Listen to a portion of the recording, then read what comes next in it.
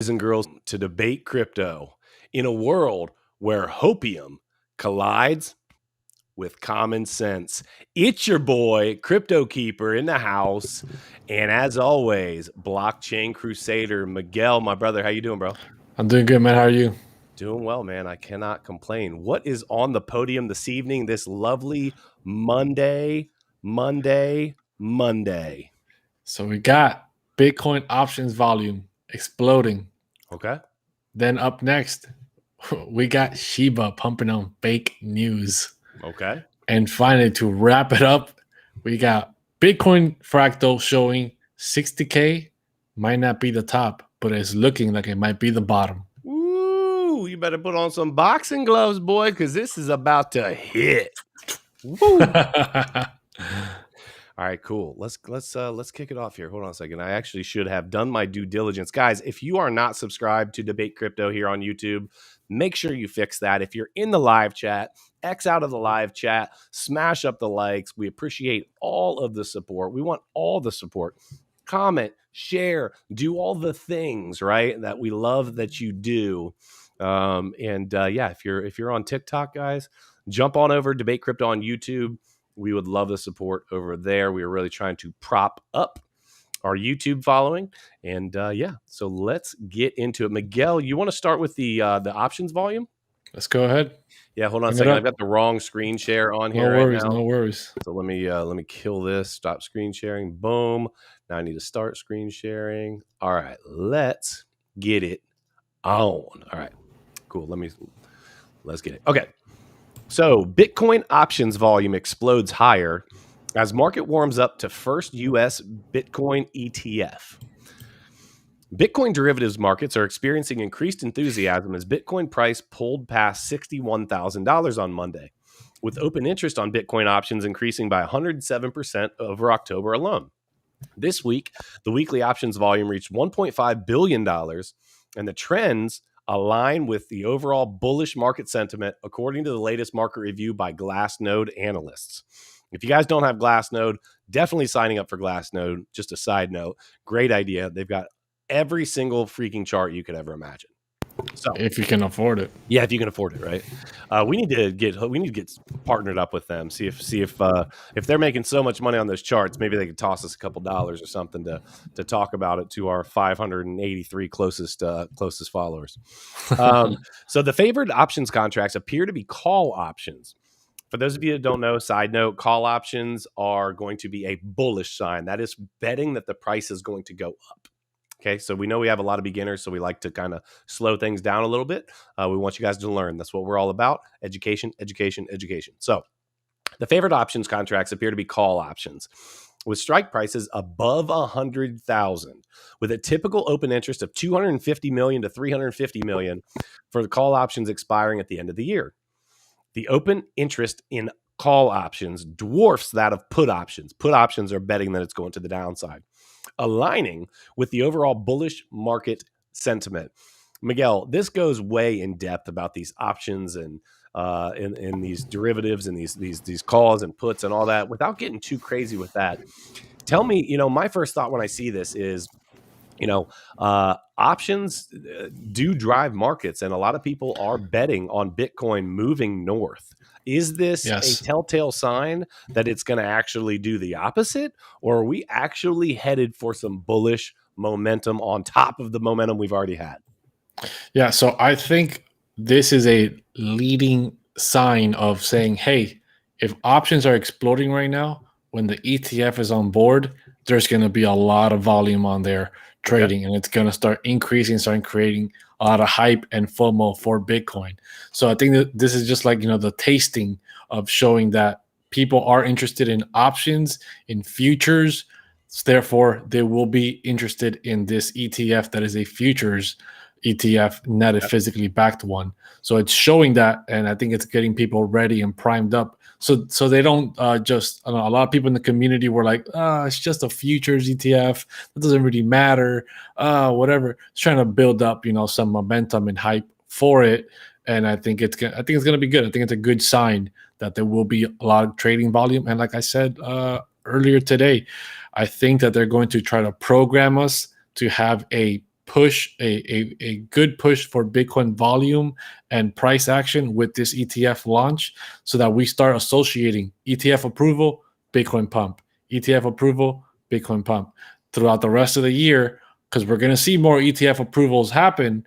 And then at the end of the day, the last time it really counts, when people are already officially saying, here comes another one, here comes another push, we're going to hit 200, we're going to hit 300, whatever price we're at, that last one or whatever it is, that's going to, you know. So you're overall thinking that excuse me, you're overall thinking that the ETFs are going to be catalysts until they're not, right? Yes. And so we have seen back in 2017, for those of you that weren't there, 2017 CME, which is Chicago Mercantile Exchange futures, went live, and literally on the day, it was a sell the news and then some. It absolutely dumped. So part of the reason I think people are getting a little bit nervous. What time does it go live tonight, Miguel? Midnight? Honestly, I'm not sure. I think technically it rolls over at midnight tonight, and then obviously once the market opens tomorrow, we'll be live. But that being said, I think a lot of people are a little bit nervous, because even if you're bullish, incredibly bullish on this, a huge fake out here would be scary, right? And so I think a lot of times people are looking for a way. I was talking to you about this earlier, Miguel. People are looking for a way to kind of ease their level of pain when the pain does happen. And I was talking to Miguel earlier, guys, and I said, it's not that I don't want to be eternally optimistic. Here's the deal. When it comes to business, when it comes to things that I can actually control, I am a full-on bull. And it's because I can control what's going on. I can work my butt off, I can press through, and I can win, right? But when I don't have direct control over something, for me, in my mind says, okay, if I expect not nearly as much hype, if I expect not as high of a number, and then I get it, I'll be excited. But if I expect this stupid high number and then I don't get it, then all of a sudden I've been doing all this moon math, and it's like, what I like to do is do math off of what I believe to be more realistic type numbers. And again, it's all speculation, so I could be way far off from realistic, but I like to use more realistic numbers, do the math off that, and then make my plan based around that. And then if that's wrong to the upside, well, hallelujah. Hey, listen, I don't mind being blessed. You know what I'm saying? Yeah, man. Okay. I thought you had your mute. I thought you were about. I literally thought you were. I was taking a breath, man. You're not allowed to breathe, bro. The breathing is not part of the contract. Okay. So, I mean, I definitely agree with you on that aspect, right? Of not getting all excited for this moon math, but sometimes you got to sprinkle a little bit of hopium on there for yourself, so you can sleep at night, right? And like I said before, I hope for the best, but I am prepared for the worst. Yeah. So I am hoping for that 300,000, 100%, right? Biggest Bitcoin moon boy right here ever. But I expect it to not happen. I expect the worst. I expect 100K being the best case scenario, and 60K already being the top. So if that were to be the top, I can go to sleep peacefully at night. Okay. Well, let's talk about. You said some hopium, right? Some moon math. Let's talk about that as it relates to what everybody's favorite apparently now is Shiba Inu, right? The all Shiba Inu spikes 8% on fake news about Robinhood listing. Let me just say this first. What a surprise that a stupid meme coin, right, would have fake news. I don't know why. Like, why would you have fake news on a coin that has one thing, and it's called pumpamentals, right? Yeah. You have a coin that does absolutely zero. The only thing people can ever say is burn rate. We were starting to do some of the stupid math on that earlier, and the math doesn't even work on the burn rate unless you extrapolate out 100 and something years. It's freaking craziness. Let me read just one part of this. It says, Robin Hood set Robin Hood. Where was it? Where was it? On As top, on reported by top. you today, the account in question also spread a fake rumor about Musk being investigated by the U.S. Securities and Exchange Commission over Dogecoin tweets. Literally, all this is Twitter news. And then Robinhood came out and said, listen, this is not legit. And so this is part of my problem with the assets. People always ask, like CryptoKeeper, why do you always hate on Dogecoin? Why do you always hate on Shiba? Why do you always hate on these pump cat girl, whatever the heck it might be? I don't hate on them. I try to give you guys a clear vision as to what you are investing in. It is not an investment. You are gambling, right? You are gambling. And so I like to make light of it. I show you guys my trash can as my Shiba Inu hardware wallet and things like that. But at the end of the day, I want you guys to win. I want to win. Miguel wants to win. We all want to win. And guess what? Reality is more people are going to lose from these meme coins than are going to win. And it's going to be people. And this is part of my problem. They prey on people that are new to the space. They show you a value that looks so cheap, if you will. And then you're like, wow, if I just put $100 in and it goes to $1, well, yeah, of course, somebody that knows nothing about this would say, what if it goes to $1? Because if it goes to $1, it literally has surpassed the market cap of all of the cash in the entire freaking world, right? Yeah. So at any event, people will also say, well, I mean, that's what they said about Dogecoin. No, let me correct that. People said Dogecoin would never get that far. People were not saying it couldn't do it. What I'm saying with Shiba is the numbers literally don't work. With Dogecoin, hugely surprising. It absolutely blew my mind what it could do. But when it blew my mind and got up to what it could do, it was still like $100 and something billion. What people are suggesting with a 1 penny Shiba puts it in the trillions just at 1 penny. Yeah. Just doesn't work. Yeah. What I want to say about Shiba is, guys, when you're new to trading, right, to just doing day trading, the first thing you get told is stay away from leverage trading. It's too risky for you. You're gonna get liquidated. You're gonna get burned. Meme coins like Shiba and Doge, they are the leverage trading to the beginner traders, right? Stay away from the meme coins. Everybody jumps in and wants to get rich overnight. Oh, I decided to become a trader yesterday. I looked up 2 hours worth of information about charts. Now I'm going to go 10x leverage trade and get rich tomorrow, right? Off one big trade. Yep. Same exact mentality happens with Shiba and Doge. I'm going to jump in and I'm going to get rich tomorrow because, if it goes to 1 penny, I'm set for life and I only put in $100 or $1,000 or whatever. Guys, you're gambling.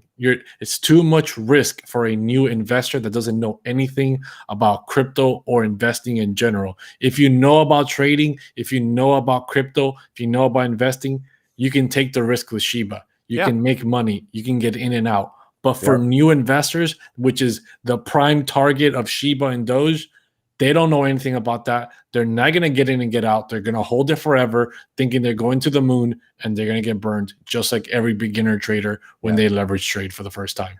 Yeah, I couldn't have said it better, Miguel. That ultimately is the leverage trading, the margins trade. Like it is not for the new person, and it preys on those new people. Yes. And so I talked about this on Around the Blockchain. I said, it's introducing people into the space. Maybe I will give it that.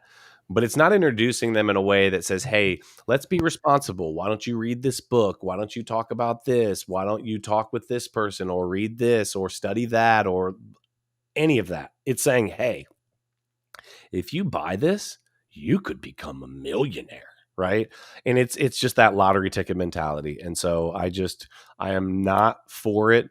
And if you do want to mess with Shiba, do your thing. Just understand that you are full on gambling. It is not a long-term investment. That's just a fact. So let's move on to this one. Think 60K is the top. This Bitcoin fractal suggests it's the next bear market bottom, son. Let's go. Bitcoin may have hit highs of 60,000, but calculations suggest that price level will matter much more to bears, not bulls. In a tweet on October 14th, popular Twitter account TechDev again highlighted historical data which has so far accurately tracked Bitcoin's highs and lows. How about an 80% Bitcoin price crash to 60,000? While Bitcoin USD is tipped to retake all-time highs and climb to six figures this year, investors' attention is already turning to how far Bitcoin will fall after its next blow off top. The idea that Bitcoin price action moves in cycles with a bearish phase and a bottom of about 80% of the blow off top has become widely accepted. What is much harder to believe in current circumstances, however, is that 60,000 may just be the price floor of that potential 80% correction. Using Fibonacci sequences, TechDev showed that each Bitcoin bear bottom fell within an identical range. This accounts for both the sub 200 lows in 2014 and roughly $3,200 floor in December 2018. Given Bitcoin's cycle metamorphoses, the next logical retracement, therefore, has anywhere from 47,000 to 60,000 as a target. I know no one cares about macro during a pump, but the last two Bitcoin bear markets bottomed in the 1.486 to 1.618 logarithmic Fibonacci pocket of the previous cycle, he commented. This suggests that the next bear bottom is 47 to 60. If that's where we land, the math gets fun.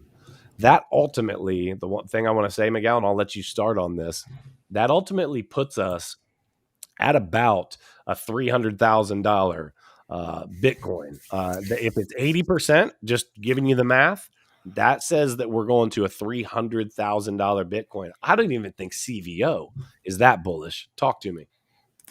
Bro, all I gotta say is if we hit 300,000, you already know I'm gonna be setting up my farm on Mars.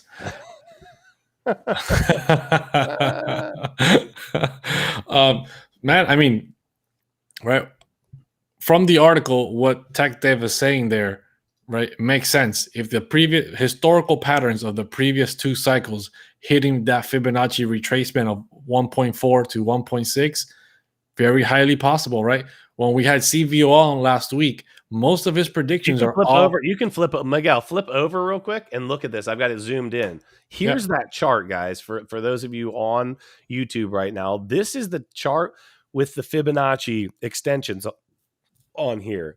And guys, it's all numbers, right? It's all numbers with the technical charting. So continue, Miguel. I didn't mean to cut you off. I just wanted you to be able to show people what's here. So right here, right, what we're seeing is historical patterns.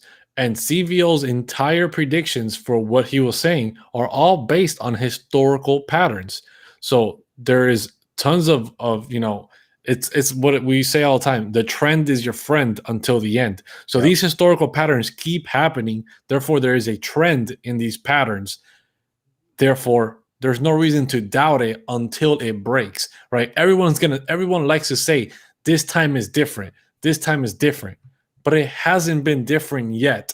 So there is actually no reason to believe this time will be different. It's more likely this time will be the same. We're just going to get thrown in some new confusion that's going to make us think it's different again. Yeah. I really liked what Paul, which is CVO crypto for you guys that don't know, I really liked what he talked about. When we asked him about this, about some of the numbers, and I said, listen, why would they ever let it go that high? And we were kind of going back and forth about that. The reality is it is the short-term shakeouts, right? Like I've talked about this a couple times already. If we go, because I believe that 100-ish is the top, if we have a 30% correction like he's predicting from 100, I will tell you, and I'm telling everyone now, if that happens, I will tell you that you will hear me saying we are headed back down. I'm calling a bear market. That is what I truly believe, right? Now, could I be wrong? Absolutely. Could I miss out on another huge pump? Absolutely. But I have to go with what I truly believe. Now, might I buy back in once it starts pumping like crazy back up again? Maybe so. We'll take a look. I will have taken enough profits at that point that, I could make the decision to do that. But what I want everybody to do is just be responsible. We preach responsibility because we want you to win in the long run. I don't want investors coming into the space thinking that it's going to change their life, and then it changes their life to the bad, right? Because they make a stupid decision or two stupid decisions or 10 stupid decisions to try to change it overnight as opposed to actually investing long term. There's no irresponsibility in waiting for a $300,000 Bitcoin. No, Those are no, no. facts. No, No, yes, long term. I'm just messing. I'm No, just no, no, messing no, around. no. You're so right though. But think about it. There's Long no term. long term that, like, if you get into these markets, like the most financially secure thing that you could ever do in the crypto markets right now as we speak would be to, in my opinion, again, I'm not a financial advisor. We're not sitting here giving you financial advice, but I think the most secure thing that you could possibly do, if I was to say, hey, look, this is a sure shot, would be drop money into Bitcoin, drop money into Ethereum, forget about it for another 10 years, Well, yeah, when it comes to that, like CVO said that in the next bull run, he's calling for a $2 million Bitcoin. That's crazy. That's I don't believe that. I believe Bitcoin 500. will hit $2 million or plus by the end of the decade. That I do believe. By 2030, that's why 2030 is such a big number for me. By the end of 2030, we would see at one point or another a $2 million Bitcoin or $1 million plus Bitcoin. Next bull run, that sounds a little crazy to me, right? But by the end of the decade, I completely agree. And therefore, meaning if you buy Bitcoin and you just hold it for the next 8 years, Yep. you're gonna be solid. Yep. You're gonna be solid. Buy Bitcoin, buy Ethereum, hold it for the next 10 years and 8 years, and you're gonna be solid by 2030. Yet again. But these numbers can happen. Like 300K Bitcoin could happen. Yeah. Right. Will it happen? We don't know. Lots of fundamentals and historical patterns, right? It's a historical pattern. It's happened over and over, but it doesn't mean it has to happen, right? Like just I was saying earlier. Earlier I was saying it's a trend until it's the end. Right. This could be the end. This doesn't mean that it will happen. Institutional money is here to play. Institutional money has been around for a long time, but as things continue to boil up, they're going to make bigger plays and they're going to start breaking some of these patterns. These 4-year cycles, I don't believe are going to last forever.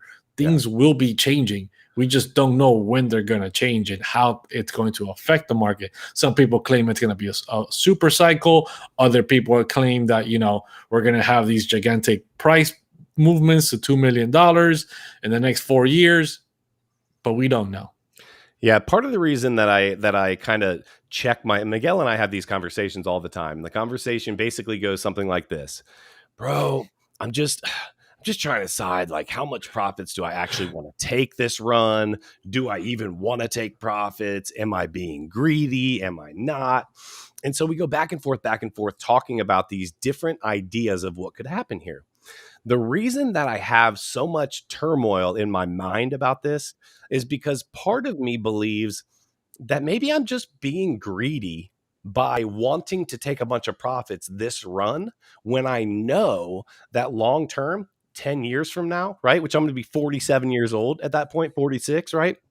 When I know long term, if this plays out how we're thinking it's going to play out, how almost anyone that knows anything about crypto thinks this is going to play out, I'm going to be just fine. Right. Yeah. And so part of me does feel like that. But that being said, none of this is given, right? It is investment, right? These are investment vehicles. We don't know what the ultimate regulations that are going to come out. We don't know what they're going to say. We don't know what they're going to do. We don't know if we're going to stay or like moving towards decentralization or whether we're going to move towards pure chaos, moving towards something like a social credit score where we are absolutely locked in, whether we have programmable money where we are told what we can do, when we can do it, how we can that's do it. Coming. That's coming. I believe it's coming too. And so that is part of the reason why I say, you know what, maybe I do this run. maybe I do take a bunch of profits. Maybe I do see what I can do with that, put it into other assets, i.e. real estate, and then sit with that. Because at the end of the day, we do know one thing: real estate over the long run, absolutely, it works. It works. I don't know. Real estate's for boomers, bro. Real estate's for boomers. Ain't nobody out here wanting to buy no real estate no more. We're buying, bro. We're buying real metaverse, estate in the metaverse. Metaverse. That's what I'm saying. We're Metaverse buying space in the metaverse. Ain't nobody want to buy out here real buildings and dirt. Ain't nobody want to buy dirt. Well, you're gonna get all dirty. What are you gonna do with the dirt? I Buy believe digital space, my friend. I believe it was you that actually said that, I mean, if you would have bought land, real estate back in New York City 100 years ago, yeah, that's you. Yeah. That's your word, yes. Because 100 years ago there was no internet, so there was nothing digital. They were walking around with oil lamps lighting up the outside. Okay, so they had nothing to do but deal with the dirt. Dirt was their best option. So we've evolved past that now. We are in the digital realm now. We're in a whole nother level of consciousness. We're past those cavemen. Guys, if you can't tell, Miguel and I love to go back and forth on some of these topics. Here's what we want to. Here's what we're trying to get at, guys. Please be responsible with your investments, right? We don't know what's happening. We don't know what's coming. If you're not involved with debatecrypto.academy, you guys should definitely check us out. We are all about education, education, education. If you can get an education on the subject, then you can make a good game plan, right? We always talk about this, right? Hold on. Read this book, screenshot it, whatever you got to do. Read the Bitcoin Standard.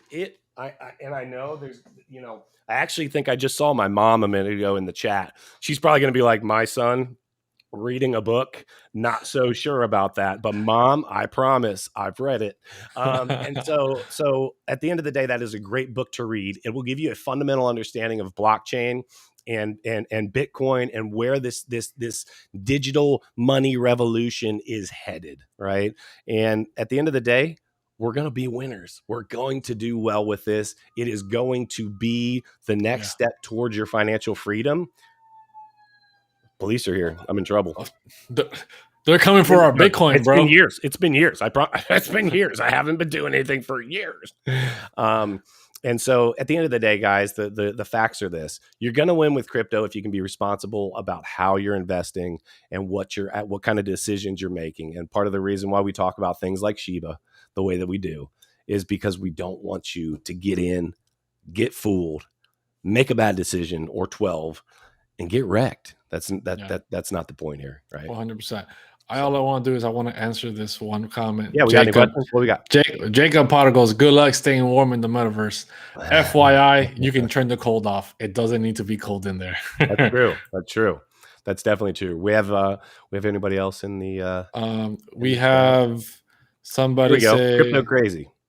Which one? What comment? Do you think FUD will help it climb a bit more, or should naturally rise with the market? I think it's an interesting way to ask that question, but I think what you're asking is, do you think that the FUD is going to stop it from climbing some more? Or I guess, Miguel, how are you reading that? I don't know if they understand what the word FUD means, but if they don't, it's got a bit confusing, to be honest. So FUD is fear, uncertainty, and doubt. And FUD is tossed out into the market, usually via the news media. And the news media puts out FUD to generally try to hold the prices down. So FUD will actually be in opposition of price increases. FUD will hold the prices down, right? Yeah. Naturally rising with the market. Hey, listen, the FUD matters to a point, but there's a point where people say, you know what? That's FUD. And it's starting to happen. And with our news media today, Miguel, we've talked about this. Yep. With our news media today, who knows what's real? We have no idea, right? Yep. And so at some point, people just have to make their own decisions. Like, does this make sense? Does this not make sense? And you've got to go with your gut, you know? Oh, I think Jacob Potter said that I think this comment was referred to Shiba. To Shiba, whether Shiba will rise naturally with the market or will FUD or FOMO maybe make it go up. Like the fake article, right? The fake article made it pump the FUD. Right. Yeah. But it wasn't actually FUD. But yes, big confusing question. But yes, it shouldn't do that. Guys, listen. Be smart with your investments. Make good decisions. If you guys aren't involved with debatecrypto.academy, make sure you get involved. X out of the live chat, guys. If you could just smash up a like, do all of the good things that we know that you can do. Share this out with your friends. Guys, we are going to take off. If nobody's told you before today, we love you. Yes. Jesus loves you. Let's have a good night. And until next time, guys, hodl like it's hot.